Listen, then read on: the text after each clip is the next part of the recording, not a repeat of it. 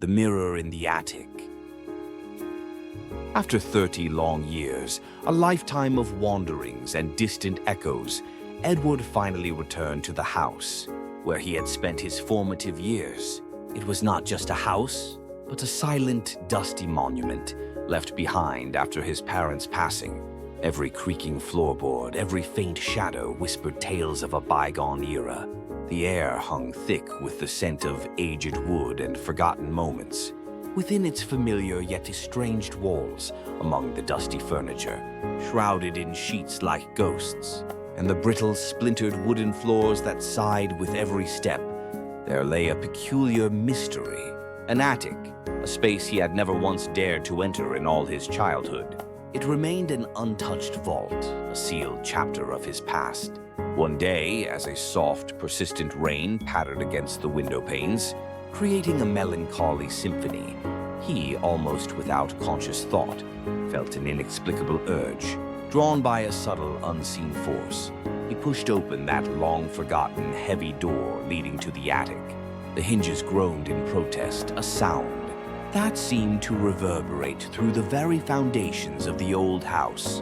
And there, bathed in the dim, ethereal light, filtering through a grimy skylight, he found it a colossal, ancient mirror, its silvered surface dulled by decades of neglect. With a curious mix of trepidation and anticipation, he meticulously wiped away the accumulated dust and grime, revealing the pristine glass beneath. What it reflected, however, was not merely his present self, etched with the lines of time and experience. Instead, in the shimmering depths, stood the impossibly clear image of the child he once had been, a younger version of Edward, innocent and unburdened. It was a sight that was profoundly unsettling, yet undeniably captivating, pulling him deeper into its silent invitation. Every single night thereafter, as twilight surrendered to the embrace of darkness, he ascended to the attic, drawn by an irresistible, almost primal pull to gaze into the enigmatic mirror. It was, he quickly understood, no mere reflection of the physical world. Within its depths, the past unfolded before him, like a meticulously crafted flickering film. He watched, mesmerized, as scenes from his early life materialized moments of his childhood self, whispering secrets only to himself in the quiet corners of his mind. The gentle, reassuring touch of his father's hand he had thought long forgotten, the glistening tears in his younger sibling's eyes, a memory that pricked at a long-dormant ache in his heart. But with each passing vision, a disquieting pattern emerged. Eerily, some of these memories were subtly distorted, differing in unsettling ways from what he consciously recalled. Scenes he had painstakingly buried deep within his subconscious, or unsettling truths he had never known or acknowledged now surfaced in the mirror's unyielding, honest gaze. He found himself asking, his voice a mere whisper in the vast stillness of the attic. Is this truly my memory? Is this the authentic narrative of my past, as I lived it? Or was the mirror itself imbued with a strange sentience, attempting to tell him a story of its own, a story that diverged from his own curated recollection? Was it guiding him through a labyrinth of forgotten emotions, unacknowledged pains, and hidden narratives he had actively suppressed or simply never perceived? He felt a strange disquiet, a profound sense that the mirror held more than just a superficial reflection. It contained fragmented echoes of a life he had lived, yet never truly, fully understood in its raw, unvarnished form. This wasn't merely a nostalgic journey into the past, it was an intense, often painful, excavation of his very soul. He spent countless hours, sometimes entire nights, lost in this mirrored world, each passing moment unveiling a new, sometimes shocking, layer of his personal history. Each reflection was not just an image, but a palpable whisper from the past, echoing through the cavernous space of the attic. The very air in the attic, once stagnant and heavy with the dust of forgotten time, now seemed to hum with an almost palpable energy, as if the memories themselves were breathing, alive, vibrant within the magical glass. He reached out, his fingers brushing against the cold surface of the mirror, tracing the ethereal outline of his younger self in the reflection, a boy full of nascent dreams, innocent curiosity, and unburdened by the crushing complexities of adulthood that had come to define him.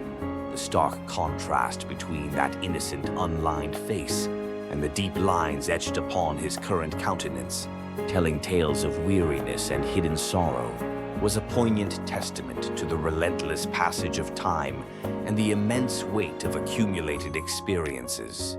He pondered deeply the fragile, subjective nature of memory itself, how it can be so fluid, so easily manipulated, not just by external forces or the perspectives of others, but most significantly, by our own desires, fears, and the innate human need to protect ourselves.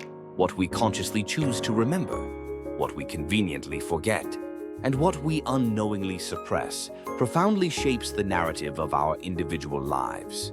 And the mirror, in its silent, unwavering, almost accusatory presence, challenged that carefully constructed narrative, forcing him to confront the uncomfortable, sometimes agonizing chapters he had deliberately or unconsciously omitted from his personal story. One particular night, a night unlike any other, the mirror presented him with an especially vivid and harrowing memory. It showed him a seemingly innocuous conversation he had with his younger sibling. Words, exchanged in a moment of youthful carelessness, just before the child vanished from his life, leaving an unbearable void. In that horrifying moment, the mirror laid bare the unvarnished truth of that fateful day, a truth that had been profoundly obscured and distorted by years of self-deception, guilt, and a desperate, clinging pain. The full realization hit him with the overwhelming, disorienting force of a tidal wave, a profound wave of sadness that threatened to drown him, followed by a crushing, soul-deep guilt that had festered unseen for decades. And then, slowly, agonizingly, a quiet, dawning moment of forgiveness began to bloom within him.